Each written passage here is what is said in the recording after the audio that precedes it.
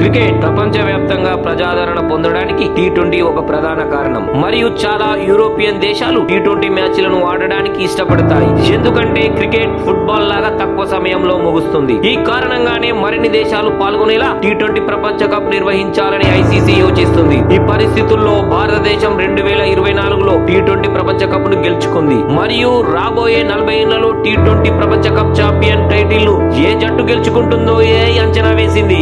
AI అంచనా ప్రకారం 2026లో సూర్యకుమార్ యాదవ్ సారథ్యంలోని భారత జట్టు మళ్లీ టీ20 ప్రపంచ కప్ ఛాంపియన్ గా నిలుస్తుందని, 2028లో ఆస్ట్రేలియా జట్టు, 2030లో ఆఫ్ఘనిస్తాన్ జట్టు టీ20 ప్రపంచ కప్ ను గెలుస్తుందని ఏఐ పేర్కొంది. 2032లో మళ్లీ టీ20 ప్రపంచ కప్ ను భారత్ గెలుస్తుందని, 2034లో ఇంగ్లాండ్ గెలుస్తుందని ఏఐ అంచనా వేసింది. 2036లో దక్షిణాఫ్రికా, 2038లో మళ్లీ భారత్, 2040లో పాకిస్తాన్ టీ20 ప్రపంచ కప్ ను గెలుస్తాయని ఏఐ పేర్కొంది. 2042లో వెస్టిండీస్, 2044లో న్యూజిలాండ్, 2046లో ఆస్ట్రేలియా టీ20 ప్రపంచ కప్ ను గెలుస్తుందని ఏఐ అంచనా వేసింది. దీని తర్వాత 2048లో మరియు 2050లో భారత్, 2052లో ఇంగ్లాండ్, 2054లో లంక గెలుస్తుందని ఏఐ అంచనా వేసింది.